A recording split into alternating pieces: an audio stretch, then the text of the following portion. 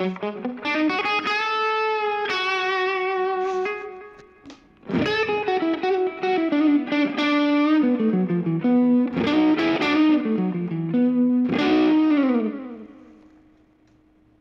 right, I am back. Hey, Gavin, how are you, man?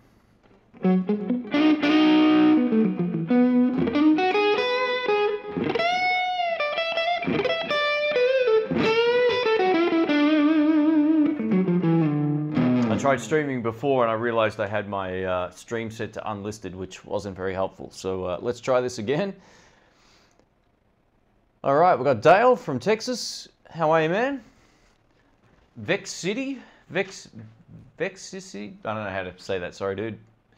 Yo, Shane, what's up, man? I finally got a chance to catch your live show. Cool. Welcome. My comments are over here today. I don't have my room set up the way I'd normally have it set up, so if I'm looking away from the camera. We've got Leland. We've got Josh. Earth Skills. Hey, man. Murray. Al broke it.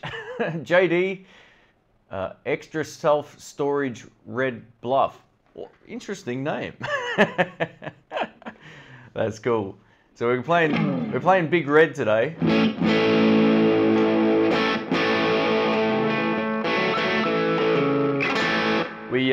We haven't played this guitar for a while.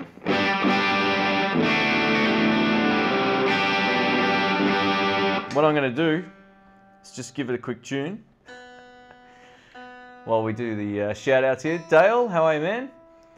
Pete, Boxcar, JD from the UK, Yen, Dear Lips, cool, man. Going to the key of G, absolutely. My plan is to stay away from A as much as possible today. I'm so sick of playing that, so let's do it.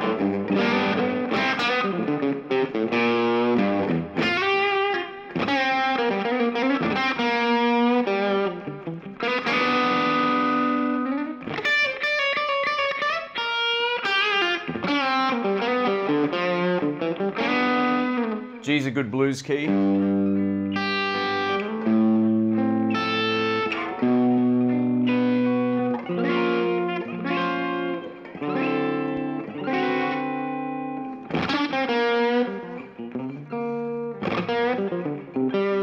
All right. What's up from Eastern Long Island, New York? Do you think filming a ukulele cover of The American Idiot is a good idea? I don't know. If you can play, go for it. I mean, that's how a lot of people get found on YouTube. They cover stuff, and they go for kind of what's trending. So if you can, you know, find stuff that you might want to cover that is popular, go for it. Ben, first time catching you live. Welcome, man. Appreciate that.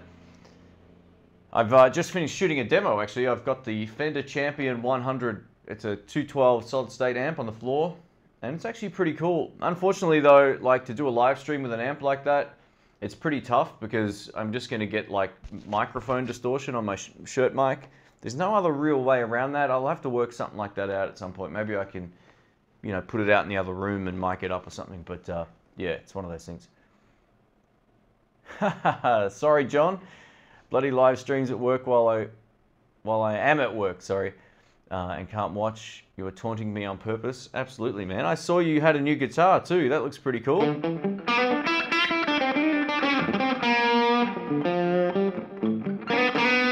Do you already have new inspiration for a new amp? Yeah, I've been thinking about getting something else to record with for the YouTube channel.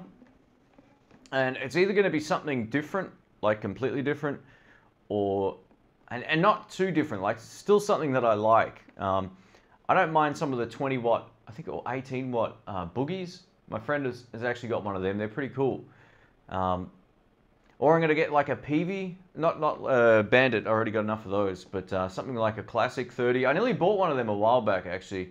Right around the same time I found that Studio Pro 112, like dirt cheap. So yeah, sort of been thinking about that for a while. A friend of mine's going to be lending me one of them, I think next weekend. So all being well, I'll test it out and see how it goes, and if it's something that kind of works. I've had Vox amps before and they're fine, but I don't know if I really want to go get a Vox amp again. I need to find something just that little bit different. The cool thing is too, where I borrow all the stuff from at Sky Music, they got so much stuff, so it's pretty cool. Why did I get rid of the deluxe reverb? It was basically because it wasn't loud enough for a lot of the places I was playing. We didn't mic up, and the Blues Deluxe is just so much louder, like it's just ridiculous. I found like the amp was hitting its maximum really quick. It just had nowhere to go. You could crank it up to 7 or 8 and you'd have next to no clean headroom. It'd already be breaking up by about that point. So you hit an overdrive pedal on it, it just turns into fuzz. At lower volumes though, man, the deluxe reverbs are awesome. Really great. Hello from Brazil, welcome. Yeah, I'm just looking at my options at the moment. I really don't mind what it is. It's not going to probably be something that I'm like gigging with and all that kind of stuff. I've got that sound sorted out, but I just think mixing it up for ear's sake as well, you know, like maybe something that's already kind of good dirty that I can use as just a different amp for stuff. I think that'd be really cool. So I ran a survey, or not a survey, like a questionnaire thing on my feed, and we got a lot of replies. I need to go through them today. We had a lot of replies already as soon as I posted it, so I need to get through that and see what people are thinking, but I'm open to ideas. I'm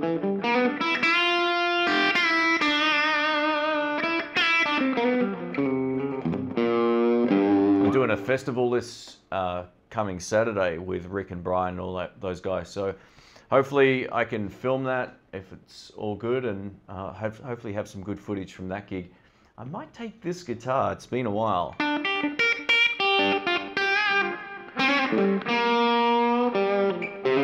Josh says, hey Shane, I'm thinking about building a guitar soon. Have you ever done anything like that? Personally, no, I haven't. I've modded a lot of guitars, but where I live, I don't really have like a garage or a shed or something where I can make a good old-fashioned mess. So for me, it's not really an option. I guess I could buy parts and just kind of put stuff together that way. That's the way I'd probably do it. You know, have the body already painted, like just buy a used, you know, Fender tally body and find a neck and all that kind of stuff. But I think it'd be fun. I'd like to try it at some point.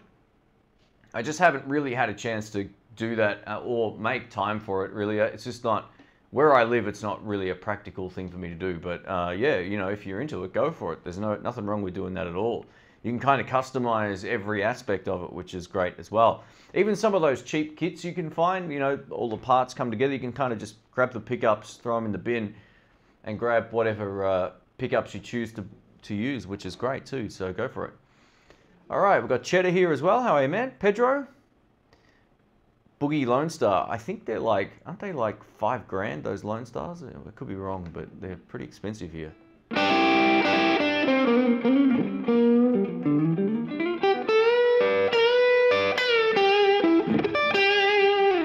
So Ben says he uses a Blues Deluxe Live as well. Yeah, they're just great amps. Just ridiculously loud, got a lot of clean headroom, works great with pedals, all that kind of stuff.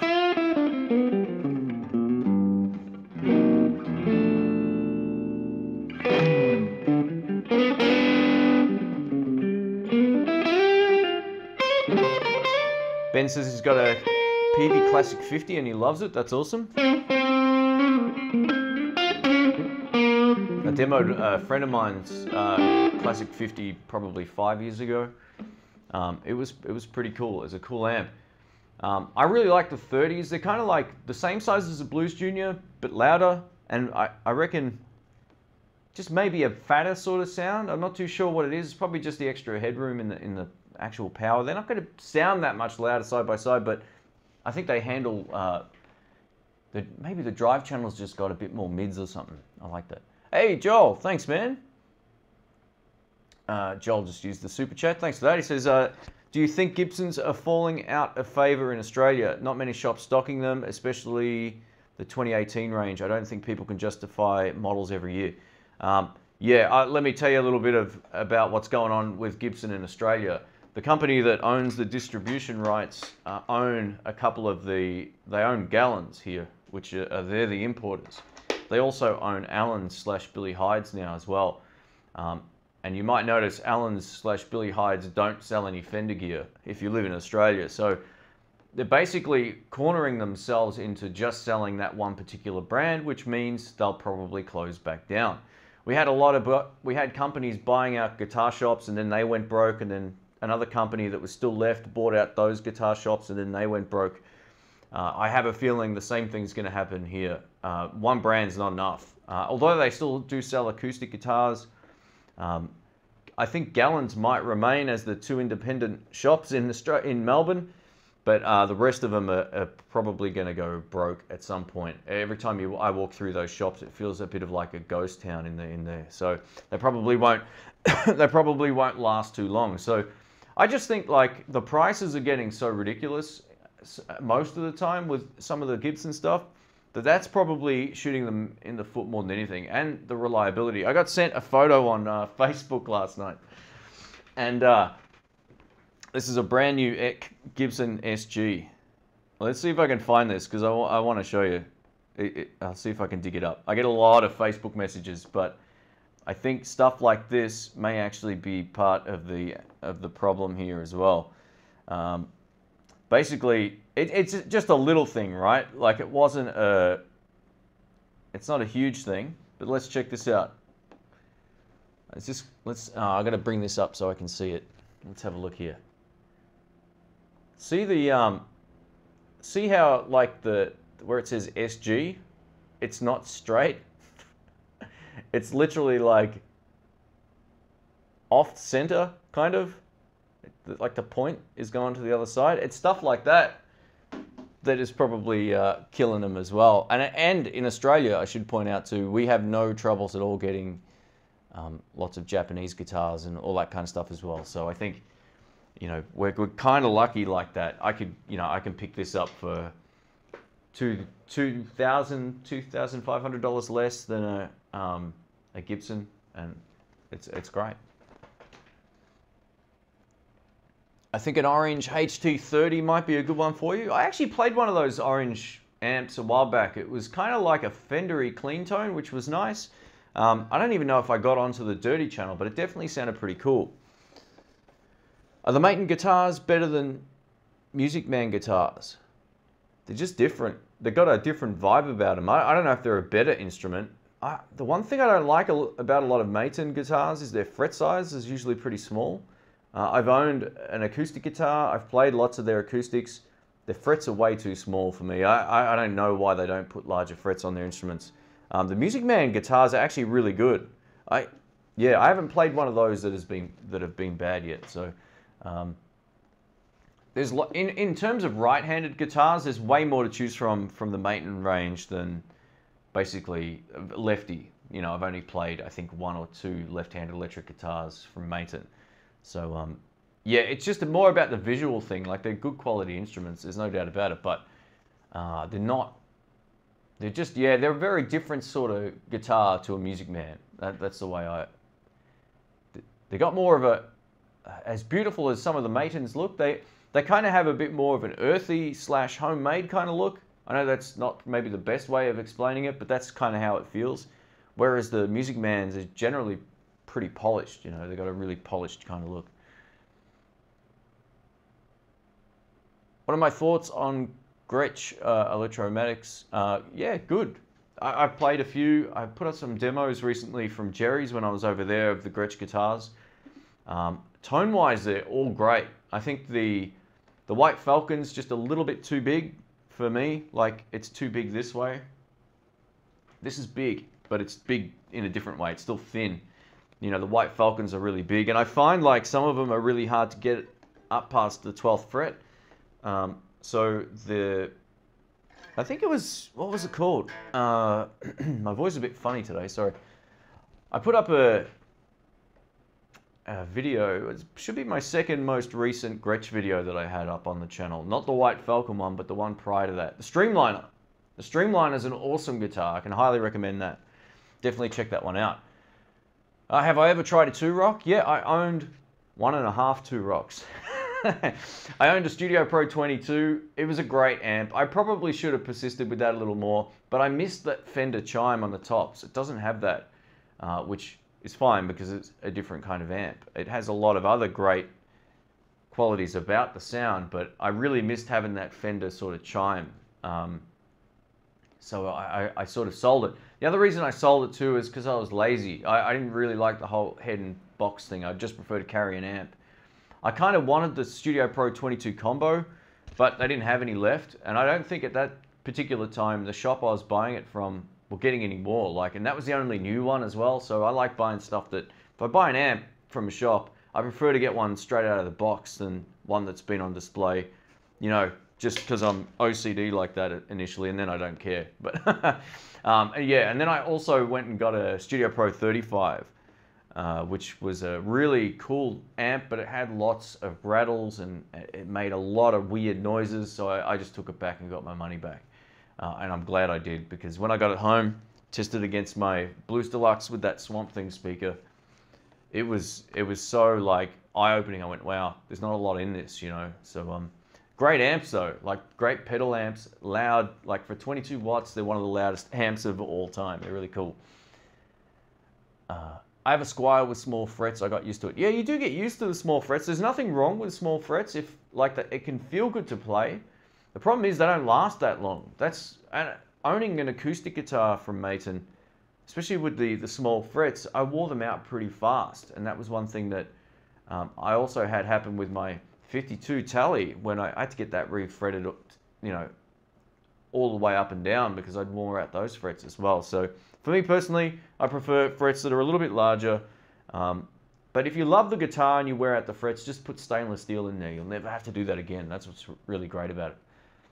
Just ordered an ES Les Paul, sight unseen. Wish me luck. Wow. That's crazy. I don't really buy guitars sight unseen, so good luck. I like to pick stuff up and have a look at it. Very rarely, if ever, will I buy a guitar without actually playing it. I can't imagine me doing that. I'm so fussy with stuff in a way. Like I want to make sure, hey, the frets are good, the neck feels fine, it sort of fits my hand, all that kind of stuff as well. Things that work on there. But I've sold a lot of guitars sight unseen to people over the years too, so I don't know.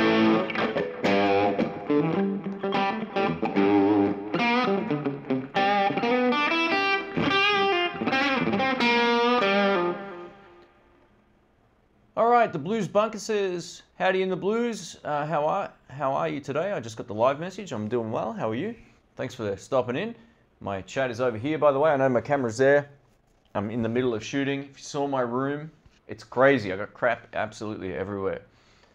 You should check out Bridge City Sound amps. I think you would dig them. Cool. I don't know that brand at all, so that's cool. Have I ever tried a Chapman guitar? I picked up one of their Telecaster style ones. I think it was their first generation guitars. It looked like a fairly well-built guitar, but it weighed a ton. It was like twice as heavy as my Les Paul. I have no idea why. But yeah, I'm open to trying them again at some point. They're not high on my sort of radar of things I'm like dying to try. And not many places here sort of sell them either.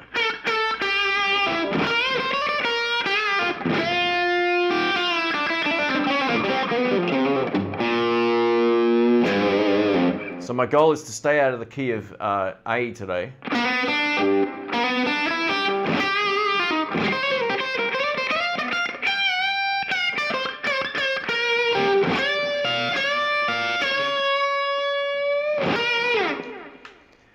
PRS released the new S2 Studio. It looks awesome. I don't know about a lefty, but a PRS humbucker single coil. Cool. I don't know why so the way that this, just to let you guys know, sometimes the automatic bot that manages the comments hides comments automatically. So if your comment doesn't pop up and I see it and it's fine, I'll unhide it. But it basically looks for things that are considered spam or bad language. So there's been none of that so far. So yeah, just that one comment there I had to unhide. It's really random. It'd be cool to do a jam series in the style of, so you pick a guitar player you like and jam to his or her style and explain why you like the licks. Yeah, that'd be cool. I could do that with a couple of guys that I listened to growing up. Like some of the guys on the wall here would be a few of the ones that I could think of off the top of my head. But yeah, you know, when you sort of run the risk of, you know, if you play a particular style and it's someone extremely famous and you don't really nail it, people will not be happy with that. There's a lot of fanboys out there for certain players, so. Do I play slide guitar at all? I play terribly. Look, I can get away with certain things really simply, but no, I never use it live because I can't really play that well at all. Occasionally on a studio thing, if I need a part and I just want a weird sort of ambient bit in the background, I'll do it for that. There's actually a little clip I use behind my voice when I'm introducing gear or a demo or something. It's like a weird slide, ghostly sort of sounding thing. I actually played that, but I'm not a good slide player. My goal for last year was to play more slide, and I didn't. So maybe I should make that particular goal happen this year. It's one of those things I'm going to have to sort of go back to really being way worse than I am to get it to happen. I've got a slide here. I've got 2 of them. And it won't matter which one I try, it's going to sound really, really bad. Oh, hang on, let's get some dirt.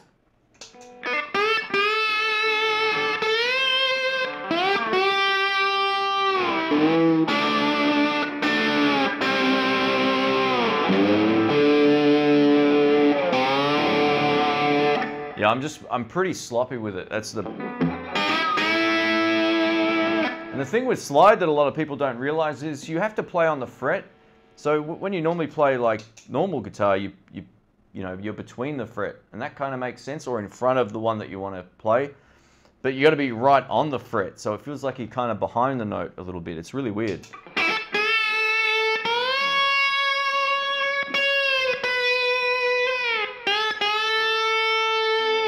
Yeah, I'm terrible. I'm not going to subject you guys to that. I leave that to Brian in my band because he's great at it. How am I finding my PRS SE? I love it. I haven't played live with any other guitar since I've had it. No kidding. So every Sunday I go playing most weeks, and I got a festival coming up this Saturday. You know, odds are I'll probably end up taking the PRS, but I thought maybe I'll break this out for a gig. I don't often use it, but I love it. I think it's great. It's a very bright and toppy sounding guitar, so you just got to be a little bit cautious of that. I probably ran my amp a little too bright with it for a while, but I've kind of dialed it in now. I think you've just got to watch the high end. It's got more tops than my Strat. It's got more tops than my Telecaster. It's crazy. For a humbucker, it's great because it doesn't buzz either. I don't really find myself using the split coil options at all. It's just not something that I use. Jamal says, let me know if you want to sell that Tokai. Yeah, man, no worries. I'll keep my eye out for another one. If I can find one for you, I'll let you know.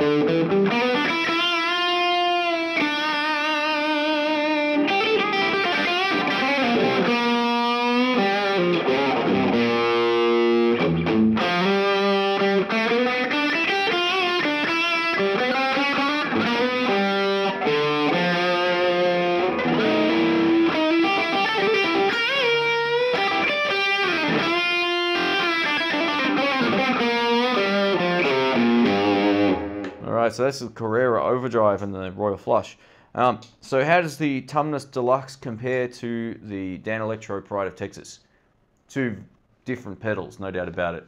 Well, I guess now that the Tumnus has kind of like an EQ control on there as well, bass and treble and all that, it's probably technically a similar pedal, but tone-wise, they're not going to be similar. Just look up the Klon Centaur. That's what the Tumnus is. It's a clone of that with a little bit more bass, whereas the Pride of Texas is a different sort of overdrive sound. It's a bit kind of like a, I'm not going to say it sounds like a tube screamer, but it's like a tube screamer and a, what do you call them, those blues drivers. It's a little bit kind of like that, but nicer than a blues driver. It's more of a traditional sounding overdrive. The Tumnus, well, I've owned the normal Tumnus, and that sounds just like a Klon with a little bit more bass, which is a very different sort of sound. If you're looking for a pedal to boost another pedal, just get the regular Tumnus. That would be my suggestion. You don't really need EQ controls on a Klon. I had one of those pedals, actually, a VFE Merman, which were the first guys to kind of bring out a Klon with, you know, like a 3-band EQ. And I found myself like not enjoying the EQ on that pedal at all. I could be wrong. There might be people that love it, but for me personally, I didn't really like the fact that it had an EQ. I just choose the actual Klon I owned over it because it was so much easier just to click on, and there's the sound that you actually want from a Klon. So if you want that sound like the Tumnus, just get a Klon KTR or any of those other clones out there, or the Tumnus or the Pony Boy from Shelly. That's probably the best Klon pedal out there for the price. $100, handmade in Florida. It's a really great pedal from Shelly. So it's kind of a weird spelling, but if you look up Pony Boy Overdrive, you'll find it. All right. How does your PRS SE compare to an American one? The only major difference between mine and say a US PRS is the fact that the neck shape's different on the PRS USA. And the tone's slightly different as well. I find my guitar a little bit more spankier on the tops, whereas the American PRS have a bit more of a warmer, fuller kind of sound. So it's up to you which one you like the best. I wanted a humbucker guitar that had a lot of clarity and brightness, very dissimilar to say something like this, which is a really full sort of sound when I hit my overdrive pedal on.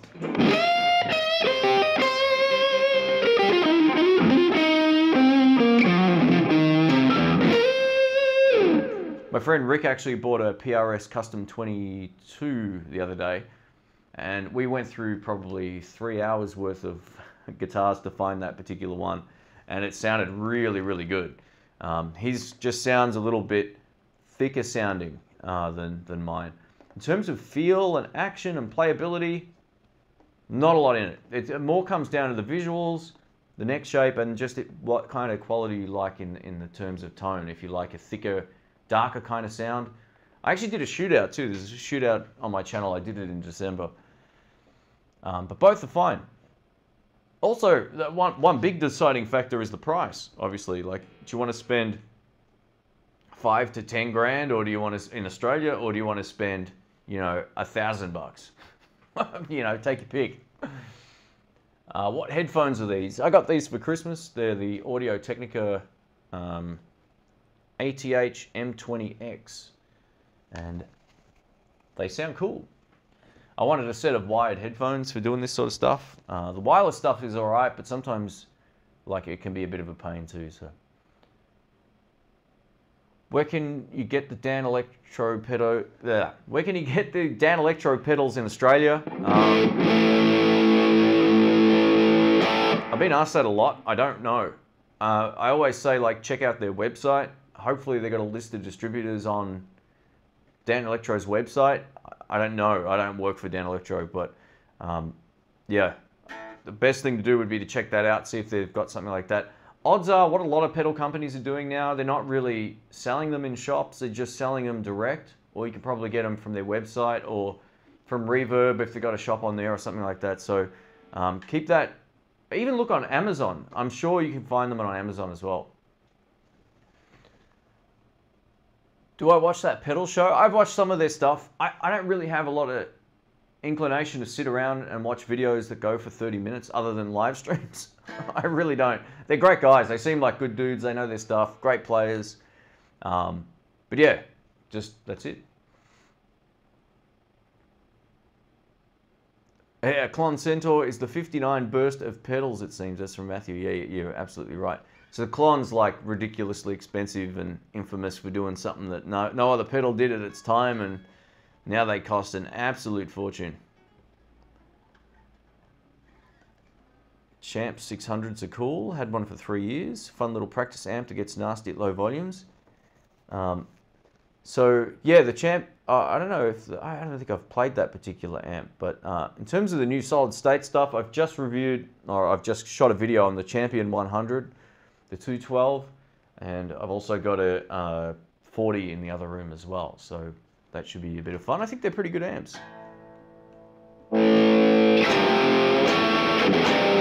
Oh, I went to E. I went to A. All right. Do I compose my own music? Yeah. I've written a whole lot of songs, probably 3, 4 albums worth, I suppose. A lot of the stuff I play on the demos is actually a lot of my stuff. Like, this is one of my sort of rhythm things you've heard a million times.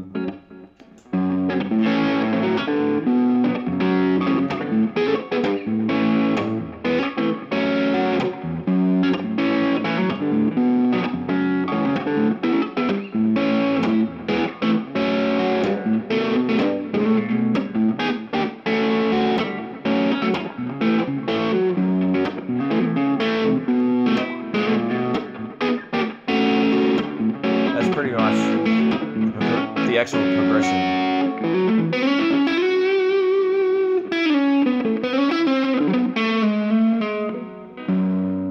Have I ever tried a Reverend Manta Ray? I don't think I've tried one of those. I've tried a couple of Reverend guitars. I tried like the Buckshot, I think it was called, and probably 3 guitars. This was about 4 years ago, and they're absolutely cool. They're great guitars. I really like them. You don't find them very often in Australia, at least not in Melbourne anyway.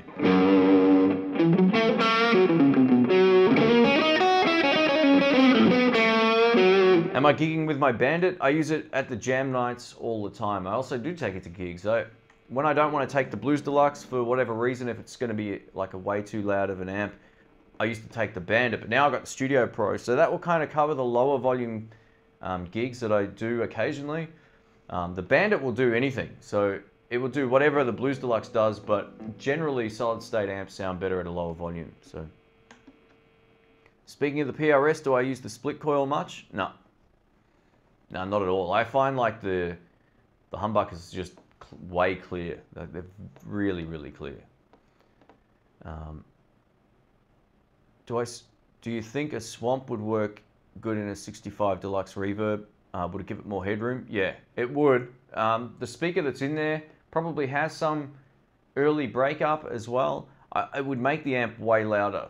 That speaker makes a big difference to volume. It's the loudest speaker you can buy from Eminence, I'm pretty sure, or it was when I bought it. And it really makes a big difference to how clean the amp stays. It takes me a while on the clean channel of the Blues Deluxe to get it anywhere near breaking up. It's just brutal. So yeah, look, it's still going to probably get that saturated sound, but just inherently the speaker's not going to give you as much distortion, so it should sound cleaner. The good thing about that Swamp Thing speaker, if you have a Fender amp, it's the way to go for a speaker replacement. It kind of keeps the, the actual Fender-y sound there. And yeah, you probably don't want to lose that, so that would be a good thing. All right, so Kin Mason says, eBay has Dan Electro pedals. There we go. Someone was asking about where you can buy them. Oh man, I get asked about this all the time. Ibanez Artist Core guitars. What do I think? I haven't played any. I'd like to check them out.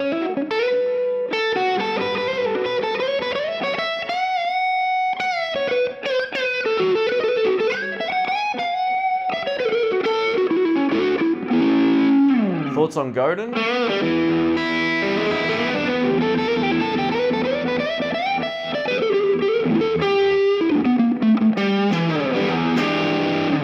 think they make nice guitars. They, visually they're very different. Well, they're kind of like a Strat Fender-y kind of thing in some ways as well. I know they make a lot of other guitars now too, but the ones that I saw mostly here were kind of like Strats and Tellys, I guess, playing it kind of safe to the market.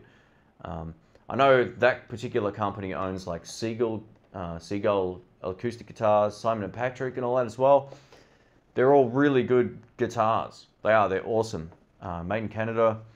You just don't really see too many of them around these days. I don't even see too many used guitars of that brand anymore either. So yeah, they are kind of a little bit hard to find, but overall they're fine. They're fine guitars. Do I use loopers much? I used to use them all the time. Usually if I'm coming up with an album, like if I want to write an album and I've got, this is my process basically. So if I come up with something I like in terms of chord progression or lyrics or whatever, I'll generally write it down, or I'll get my phone out and record, a sample of that. And then I'll come back to it and I'll get a loop station and I'll play the parts out again and jam over it. And if it feels like it's going to be a song, or if it motivates me to play some solo stuff, I think to myself, all right, so this is a song. This can actually work. So I use loop stations more for that.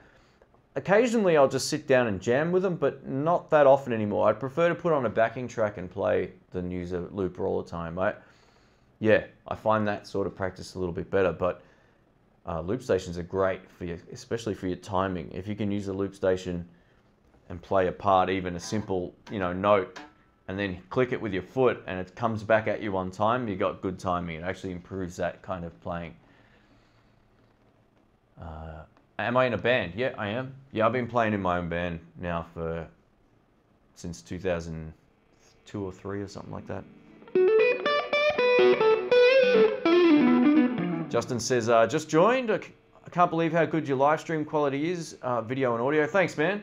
I make sure I get it right before I go live a lot of the time. That way I'm not fiddling with it for 35 minutes. Drinking. I love Lewis, man. He's a funny guy, but yeah. Yeah, I just like to make sure it works. And now that I got the settings kind of ready to go, I can basically just plug in and I'm good. I'm only doing this with a webcam now. I used to use my HDMI camera and all that, but it's unnecessary.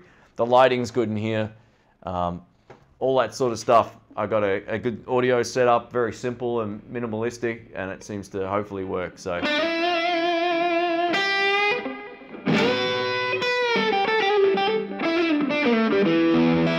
I've got a Strat and a PRS behind me too. If you want me to swap guitars, let us know. I'm just sort of noodling around here while we take some questions. Do I use fuzz with your guitar volume mostly down? Shane has a good how to fuzz video. Yeah. So fuzz, the trick to getting a good fuzz pedal tone is never really running your volume at 100%. You can do that, of course, but you get a better sort of sound with it slightly down. It has all the right overtones, but it just sounds clearer. So yeah, try using your volume control on your guitar a lot. Set your pedal up in different ways, but yeah, I've got a video on that as well. So fire up the PRS. All right. Let's swap guitars here.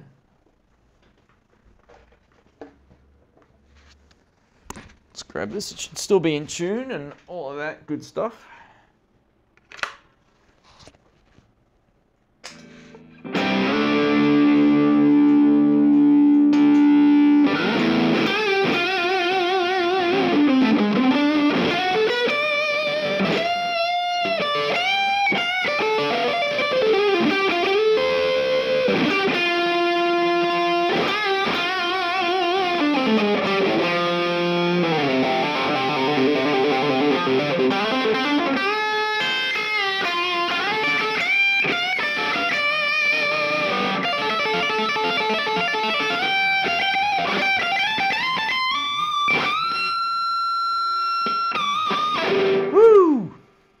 That's with all the distortion I've got on.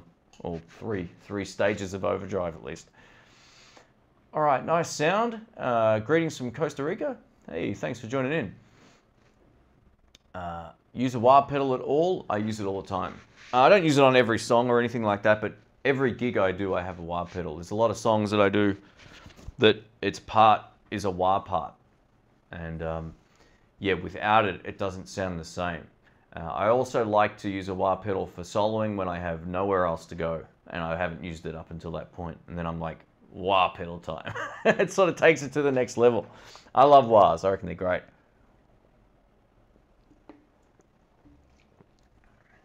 Matthew says, speaking of eminent speakers, I'm a Cannabis Rex user, personally, in a 65 Princeton. They also work great in a lot of other amps as well. I've heard them in Blues Juniors, in Supersonic 22s as well.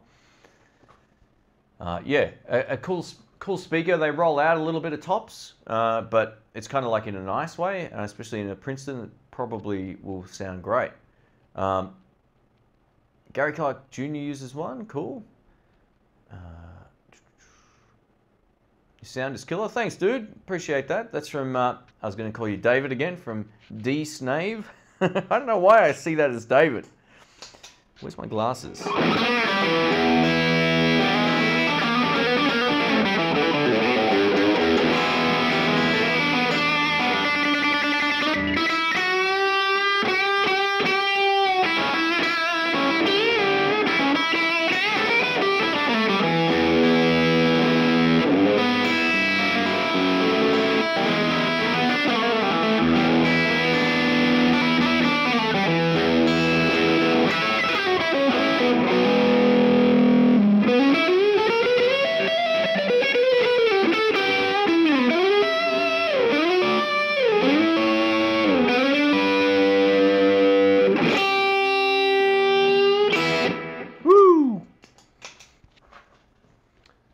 All right.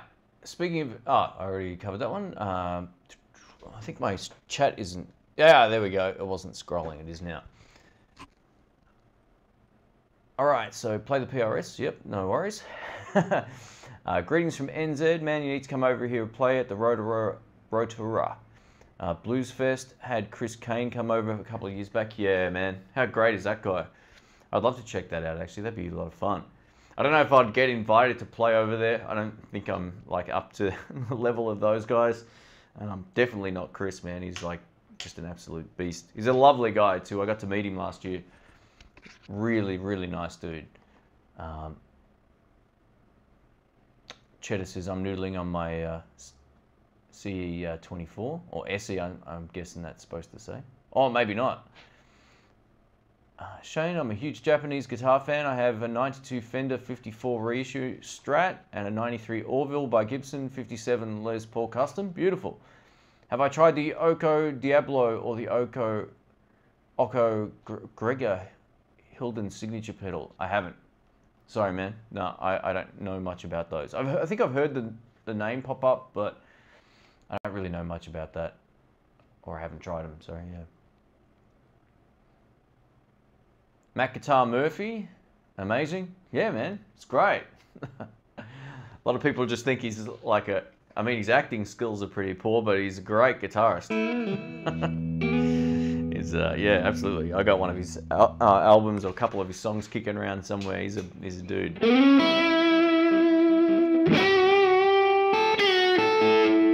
Someone asked me before if I'm happy with my Tokai guitars. Absolutely. That's probably still my favorite one that I don't play enough. Sorry about this, the headphone is getting caught on the mic. I'll swap sides.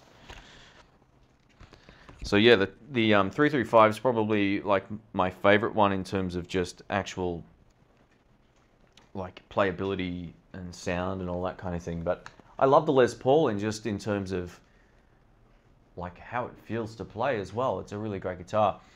When I upgraded some camera equipment, I was like, oh, I've got to sell something to help pay it off. And I was like, oh, which one do I sell? And I was not going to sell that, the 335. And I thought, oh, maybe I can sell the Les Paul. But then I just had a change of heart. Like the next day, I'm like, I'm not getting rid of that guitar.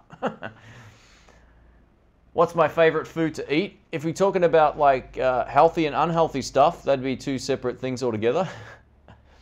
I'm really into chicken wraps at the moment. I don't know why. Like if you go to, you're gonna laugh, but I go to the gym, but I also try to eat stuff occasionally that's just whatever I like. And I love McDonald's peri peri chicken wraps and the hot and spicy ones from, or the spicy wraps from KFC.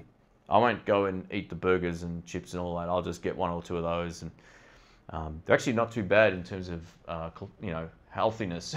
So yeah, I like those. I'm right into those at the moment, but it comes and goes. Like I think my favorite food of all time would have to be Italian food, like ravioli and all that kind of stuff. Lasagna. I love all of that sort of stuff. Pizza, and I don't eat any pasta anymore. I've kind of cut down last probably 4 weeks. Yeah, I feel like it's been good.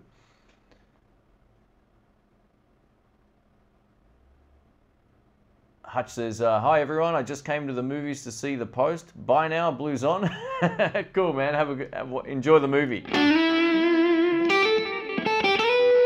Here's a good question. Bobby says, have I ever tried the Roland JC40 amp? I'm going to be borrowing one of them pretty soon. Shop up the road here where I borrow some stuff has got one, so I'll definitely be borrowing one of those. The new Blues generation, Matt Schofield, Josh Smith, Kirk Fletcher, yeah, all monster guitar players, absolutely. I'd probably also maybe put Eric Gales in there as well. I don't know if he's young enough to be in that conversation, but yeah, he's a monster. Have ever Hilden is great. I don't know who that is. Blues Brothers with Mac Guitar Murphy. Fingers or wrist vibrato? Fingers. There is no wrist vibrato. Just going like I can't even do it, but just shaking your hand doesn't really ever compete with that. I know BB King had a way of doing it, but you know, most people aren't going to be able to play that. They think, I see a lot of beginners, they'll do vibrato like, they'll slide back and forth on the string. Does nothing to the note. So, you know, depending on how you move your hand, it's not as a reliable vibrato unless you're BB King as, you know, you got more, you can pace the vibrato or sort of play it at a different speed or tempo a lot easier.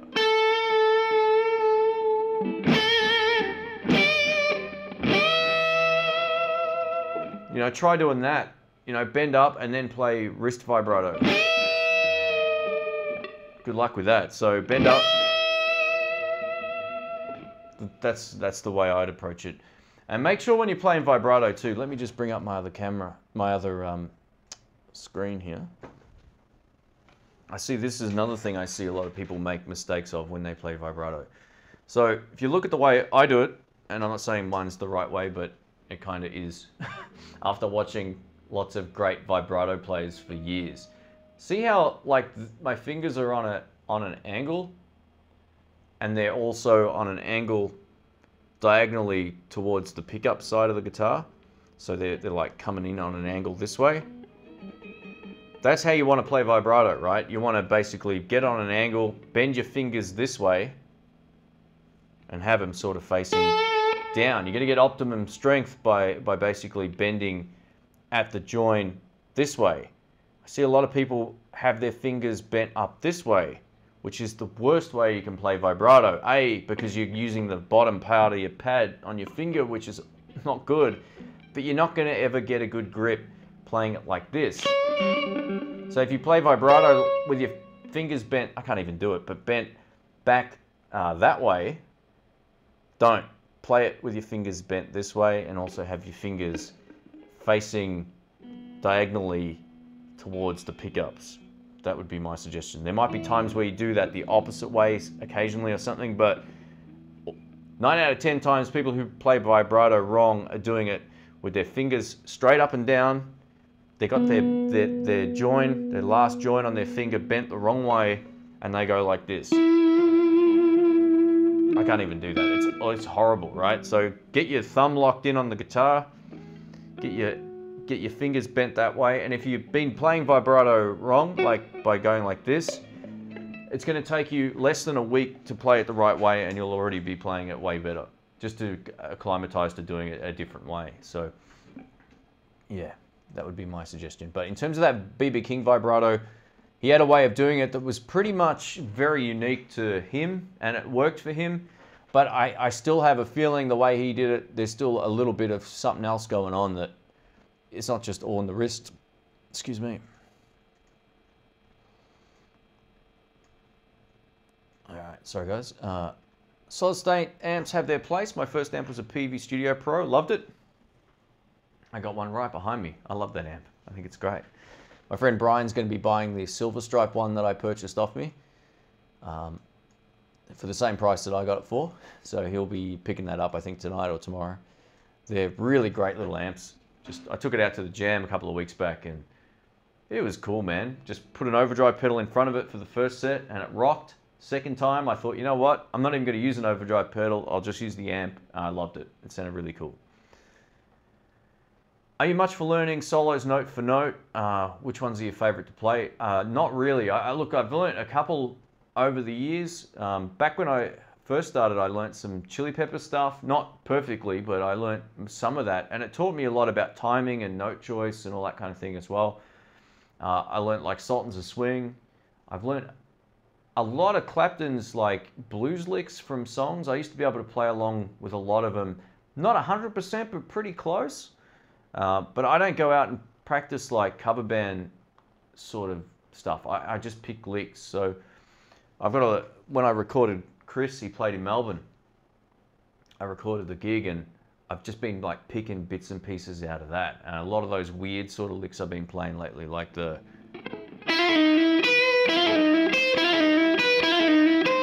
like that's one of his. And I like to kind of take bits and pieces out of different players, and I do that with anyone here who's basically on the wall, you know. And then there's a...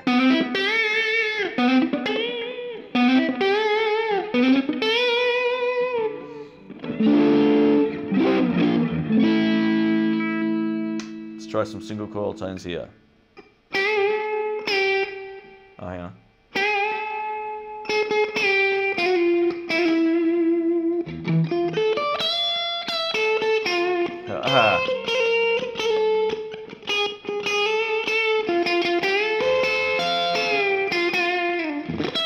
Oh.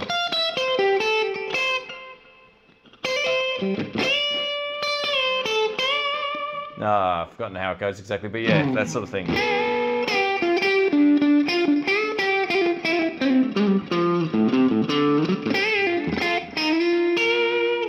Yeah, so there's lots of cool things you can get out of other solos that you can apply to different songs, and that's the cool part about, especially about blues. You know, you can just pick blues licks out of anything, speed them up, slow them down, make them work, make them fit. Is there a specific model number for that Tokai? Yeah, absolutely. It's a 145 L. L for lefty. If you're looking for a right-handed one, it's just 145. So yeah, that's that one.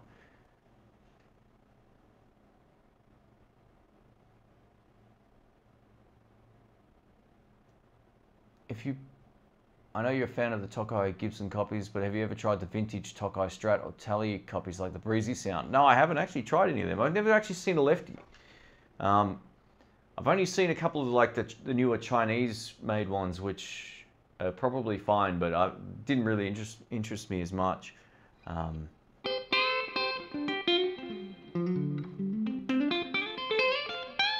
Do I like any other genres beside blues? Oh, absolutely. I listen to everything. Everything from like funk to like even old school metal stuff like White Zombie and older Metallica stuff. I don't mind putting that on in the car. I don't even mind some rap stuff. It might make you laugh, but I like old school like Warren G stuff and even the older stuff than that. Yeah, I mean, I listen to everything. Just about everything. Miles Davis, you name it. I'll put anything on. Chili Peppers, one of my favorite bands of all time growing up. U2, like not the new stuff so much, but the old stuff. Like Rattle and Hum, such a great album. Man, yeah, like my music listening taste is everywhere. I like anything that's good. So yeah, it's just what I prefer to play on guitar is bluesy generally, or rock blues or funk or something.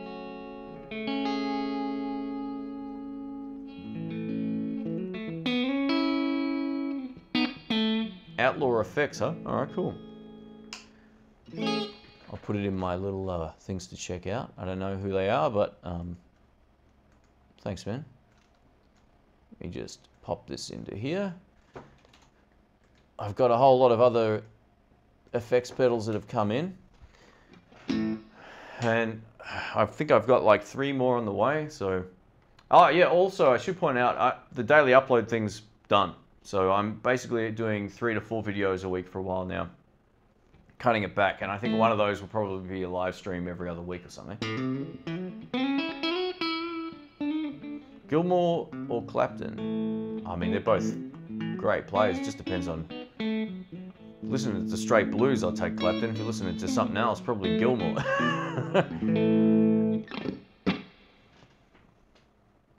Am I a lefty? Yeah, I'm a lefty. The way you can tell is check out the headstock. If the writing's not reversed on the video, then you're good to go. So yeah, I'm lefty. And if you know, a lot of dudes behind me here who are right-handed, I should get my right-handed guitar out and just butcher some blues licks. That'd be hilarious. I love Rick Derringer's basses on Johnny Winter's live albums. Johnny Winter's another great player. Like some of my other favorite players that are kind of like a mix of genres, to some extent, like Tommy Castro is a really great muso. You know, he's got his blues stuff, but then he's just got some really great sort of soul songs and everything, you know, rock and roll. He's one of those guys that covers everything and he can really just sing so well, you know.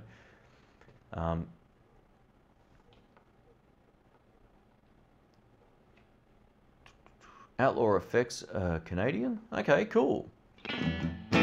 Showman Blues, welcome man. Doing well, thanks. Thanks Thanks for joining in. Probably go for an hour today, so we're getting close to the end. We've got probably about another 5 or so minutes. I don't want to go for another 2.5 hours like I did last day. That's good practice for you too. If you can play and sing lead, let's say that again. If you can talk and play lead at the same time without sort of stumbling in one or the other, it means your coordination's getting good, or you've played the lick too many times, like I do. Loving the PRS. I just got a used PRS Myra. Is that how you pronounce that? Nice. I'm not sure what the question is. How are the lads from Sky Music? Oh, the guys there. Yeah, they're fine. Sorry, I kind of was like, what does that mean? Yeah. Oh, all right. So you said your purchasing experience from there was forgettable. I guess you might not have been there in the last sort of 12 months, or maybe 6 months. All of the old staff have gone, and they've got much better staff in there now. The owner's a lovely dude. The guy running the shop is a really cool guy. I wouldn't work with him otherwise. Like, I hated that shop about a year ago or 8 months ago. I hated going in there.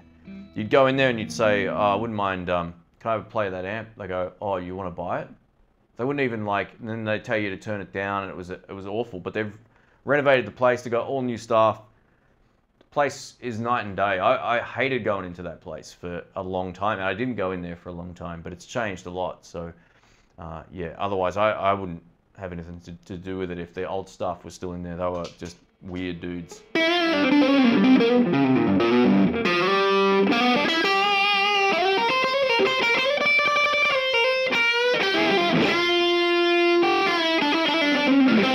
What do I think of Behringer effects pedals?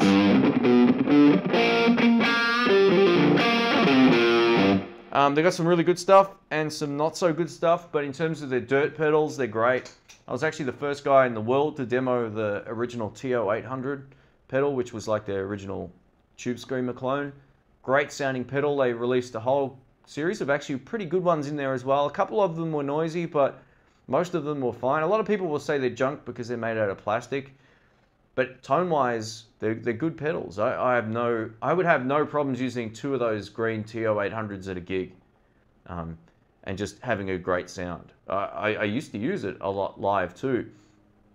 So yeah, I think that they make some good stuff and some not so good stuff as well. But those original effects pedals that they had were pretty good. The only one thing about them that was interesting, a friend of mine also bought like 10 of them or something as well at one point. And we found, like, after a few years of using them on AC power, so using them with a power adapter, that the battery power option stopped working. So I don't know if there's a technical reason for that or what, but it was an odd thing to sort of see that the battery part of it would stop working, but you could still power it on power. So I don't know why they do that, but it was not just 1 or 2, it was like the majority of them. But yeah, if you just use them on power, then they're going to be fine.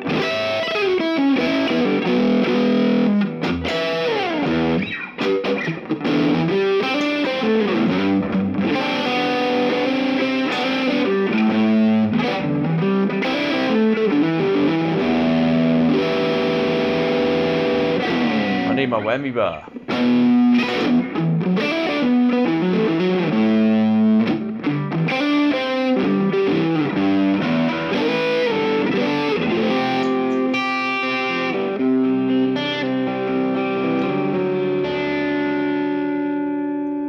Here we go. Let's turn up the delay here.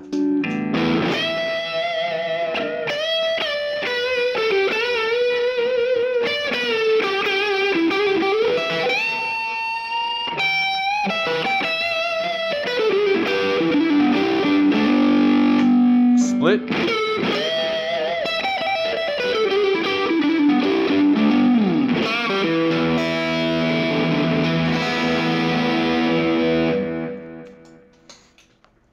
I really like the Joyo American Sound too. It works great as a preamp booster. It's a really great pedal.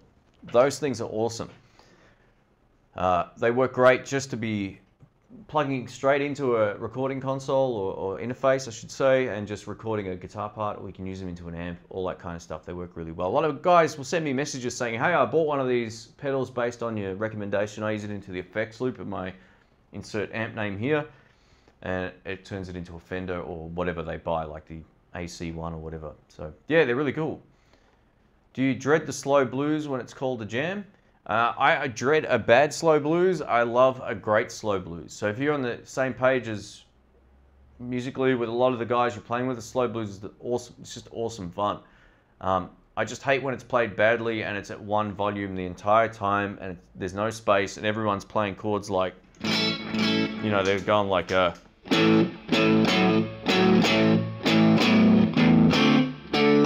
Yeah, that's wrist-slitting kind of blues. I like to call that suicide blues, or instead of, you know,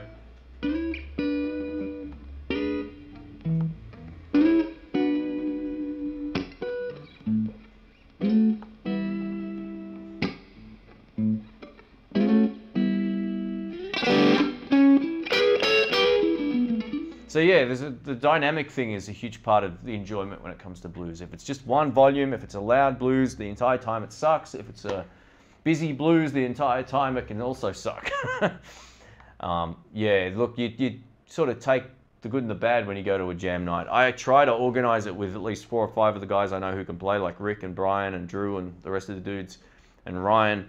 And if they go, and Ken, my other friend, and if they go, it's generally going to be a whole lot more fun than playing with some of the guys that are on the regular rhythm section at the jams. You just want to not go back. So, yeah. All right, so I think I missed a question here.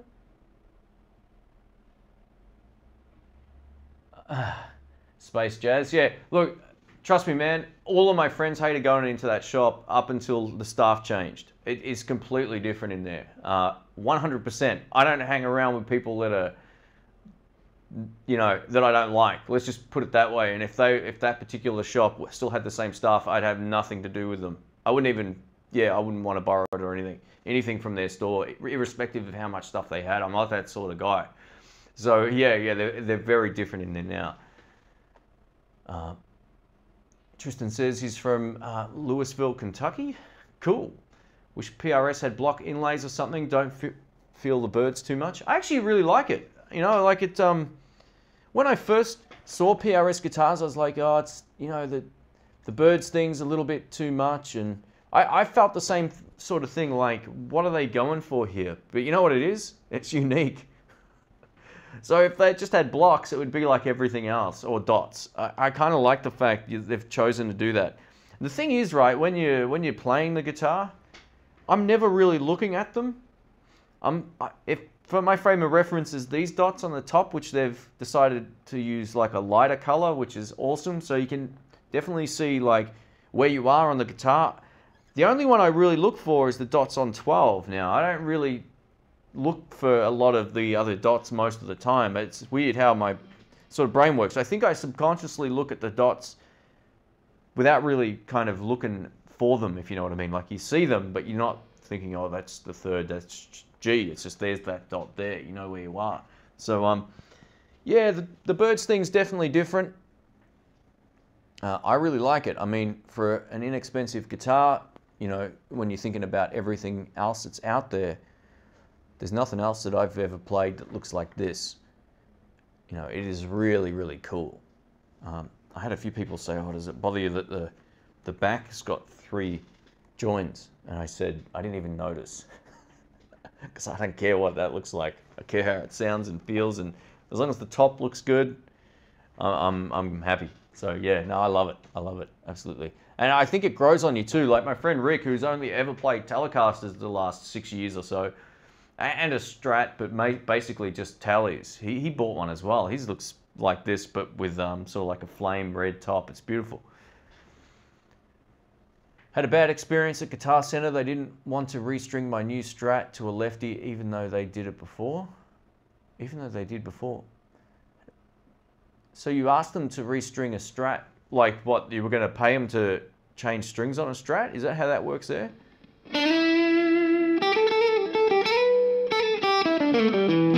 I do all mine the same, all mine myself now, and I string my guitars all the same as long as they've got the same kind of headstock as this, so 3 on each side. I like the way that I do it. The tuning stability is really good. And what I've had guitars set up in shops and they've strung it up like I'm a right-hander. And I'm like, dude, this is a left-handed guitar. He's like, yeah. I'm like, you've strung it for a righty. And he's looked at it and he's gone, oh no. It's just like force of habit. They don't even think about it. I'm like, great. So that was the last time I think I got my strings done somewhere else.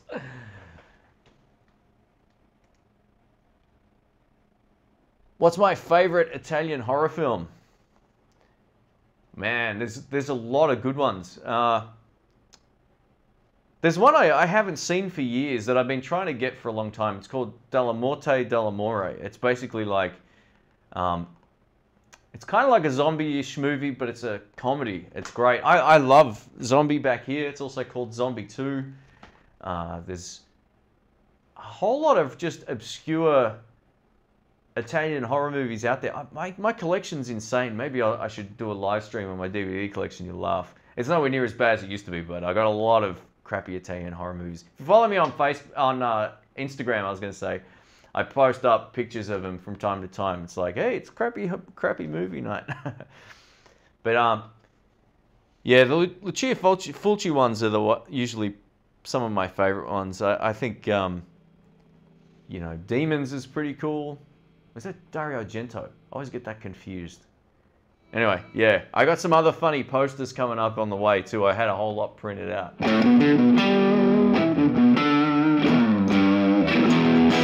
Have I played an S2, the Nexa Bigger? I haven't. I don't think there's a lefty anywhere that I've seen.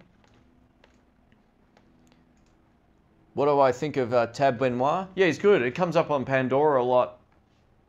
And yeah, I don't own any of his albums, but from what I've heard of him, he's good.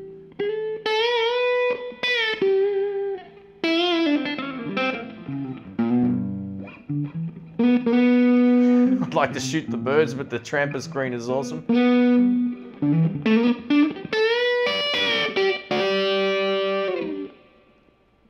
Who's an artist these days that mixes hard rock with blues? Look up Poppa Chubby. P-O-P-A, Chubby, as it sounds. Great muso. Phenomenal guitar player. I put him up as being more virtuoso than 90% of the guys you know. Fantastic player, unlimited amounts of chops, can play rock, blues. He also did some killer Hendrix cover albums as well, where he played live and he just covered all the Hendrix stuff and he killed it. I reckon he's a phenomenal player. He'd be the first guy that comes to mind as just being one of those guys that is blues based, but he can play so much more than just your cliche sort of blues stuff. Good singer too. I like his voice. A lot of people might not, but I really dig him. He's from New York City. And he's an absolute attitude monster, man. He's a great player. He does that song called Stoop Down.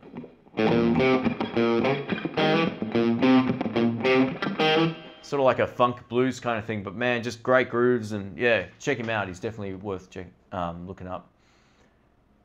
Compressor on all the time, loses dynamic for blues. Compressor off all of the time for blues. I don't think you need it. I think a good part of what makes blues cool, like I was saying before, is dynamics. Why would you want every note to sound the same in terms of volume, even if you're picking softer? You know, you can't get that. You know, or compressor will make everything kind of sound the same, or if you dig in, compressor will do this kind of. It'll bring it back down to that place, depending on where you've got it set. So,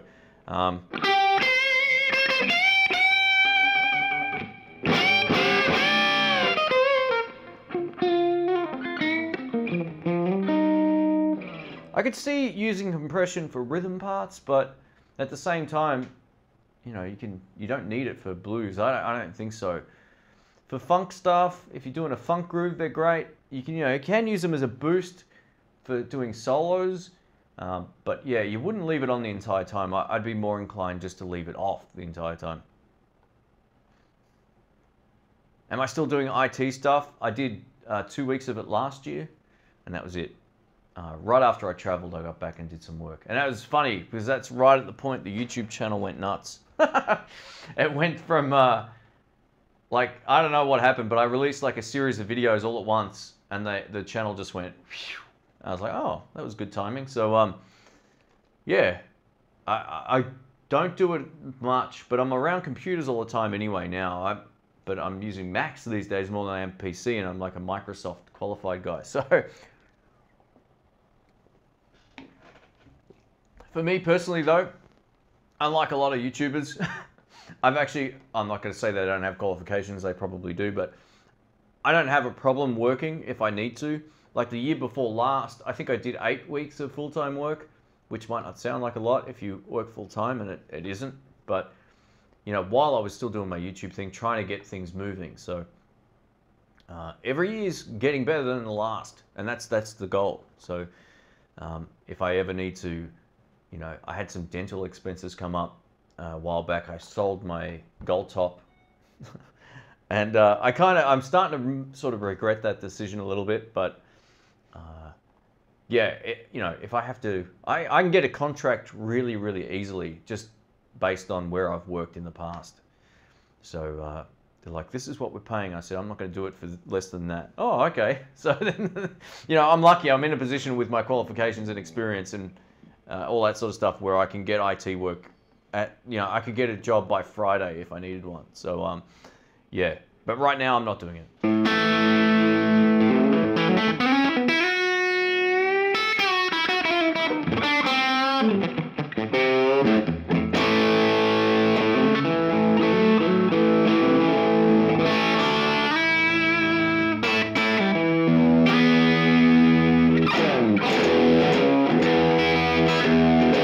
Who wants to hear some cliche licks?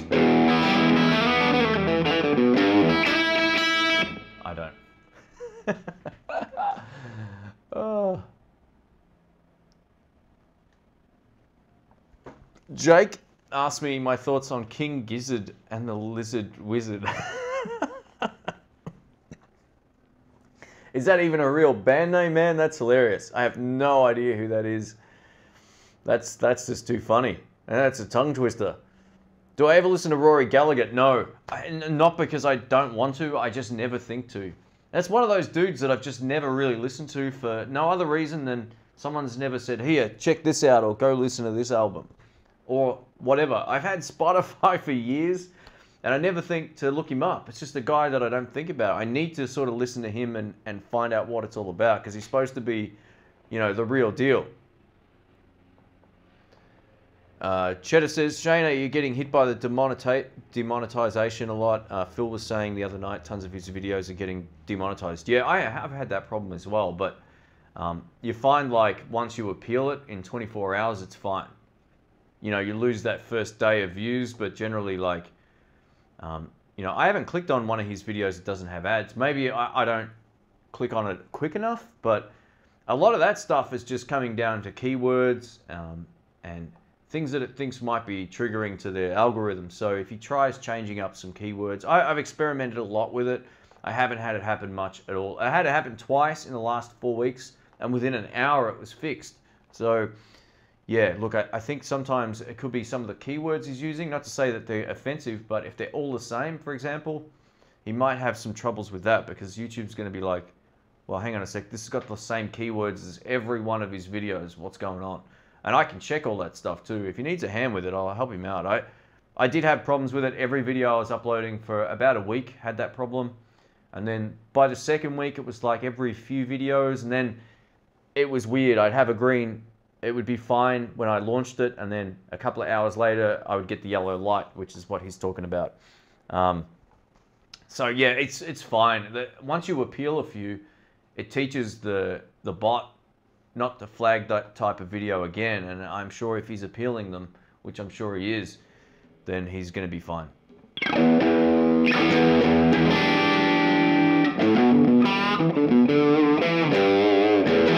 Showman says, I just found out how good John Mayer is. Too many artists out there, too little time. Yeah, he's a great guitar player. His trio stuff is awesome. Just listen to that. That'll tell you everything you need to know about his musicality. And the Continuum album. The rest of the stuff, nowadays I could probably take or leave. I was living in the US actually when his first album, Room for Squares, came out. And I bought that. I was like, this guy feels like he's a really great guitar player. Like, I just thought to myself, he's playing a lot of complicated stuff. Even though it was pop sort of music, his guitar parts are awesome. And yeah, I mean, he's a phenomenal talent, no doubt about it. Another guy to check out too, Derek Trucks. Man, go listen to, you know, some of his stuff, and it's just on a whole other level. His slide playing's just off the planet. Favorite meal? Happy Meal. No. Like I said earlier, I'm sort of like eating cleaner these days. So although I'll have a chicken wrap or whatever from McDonald's or KFC, I like their spicy twisters and that. I'm eating much healthier this year. It's kind of one of my goals. To kind of complement the amount of effort I do at the gym, which might not show, but I'm there a few times a week. So I thought it might be time to start eating better.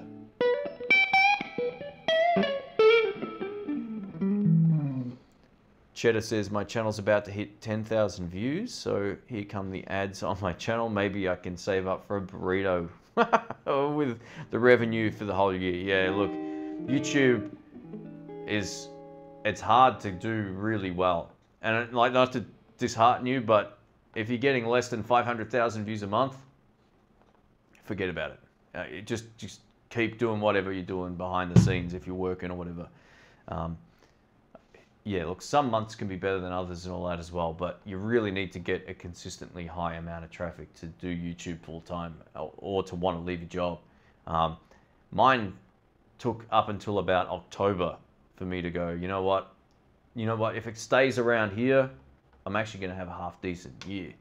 And when I say half decent, it's still about a third of what I used to earn at my day job, so, or less. I'm an idiot. Anyway, it's good fun. This is what I enjoy, so this is what I do. All right, guys, I'll take a couple more questions and comments, and then I'm going to wrap it up. I've got a few things I need to do today, so thanks for hanging out. We've got 136 people still here. We had a peak of somewhere around 152, so that's awesome. So please give the video a thumbs up if you can, guys. Appreciate that.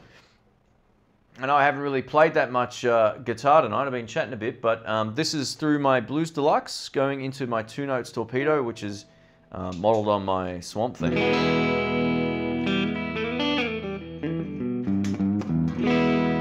This is the Buffalo Effects Carrera. Oh, I got in A. Hang on.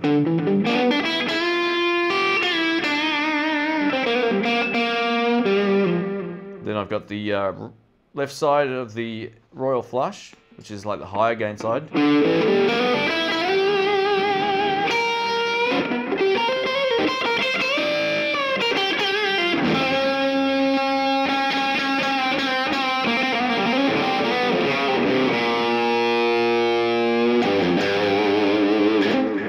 Oh, I missed it. There we go.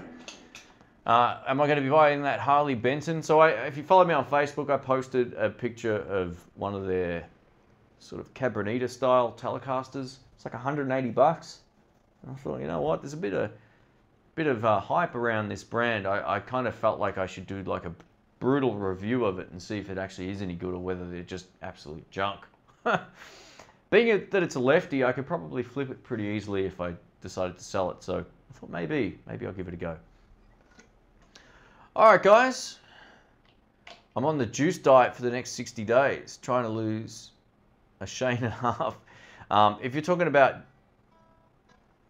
on a juice diet, if you're talking about like orange juices and stuff, or if you're talking about other types of juices are like some of the worst things you can drink. You might as well just drink full sugar Coke.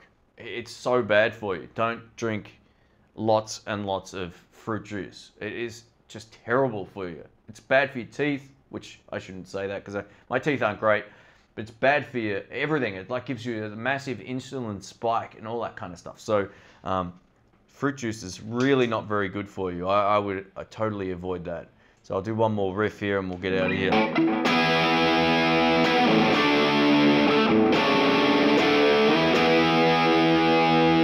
All let's crank them all on. Here we go. Good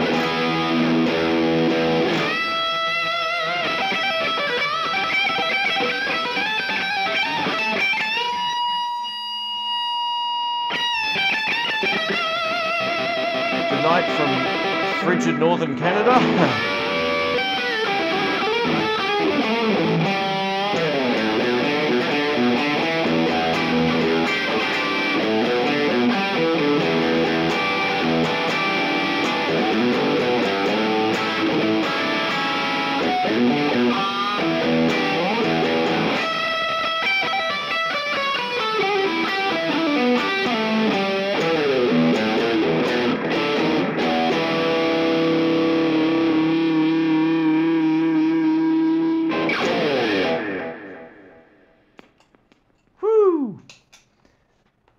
All right, so I'll answer this last question here. Dallas says, thoughts on the Outback Steakhouse in America? It's good fun. I've been to a few in Florida over the years. Some of the stuff that they serve isn't really necessarily like Aussie meals, but you know, it's good food. I don't mind it. Yeah.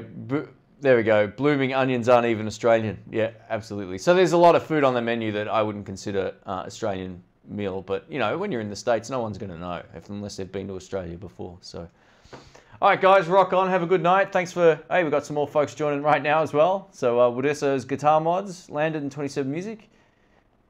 We are out of here. So that is it. Thanks again. And yeah, I'll do another one of these coming up next week. Like I said, the daily content's come to an end finally and thankfully. So I'll be back in the videos off to probably 3 consistently, maybe a 4th in there somewhere along the line. So take care, guys. Thanks again. And yeah, we'll catch you soon. So rock on. Now I just got to work out how to turn this off.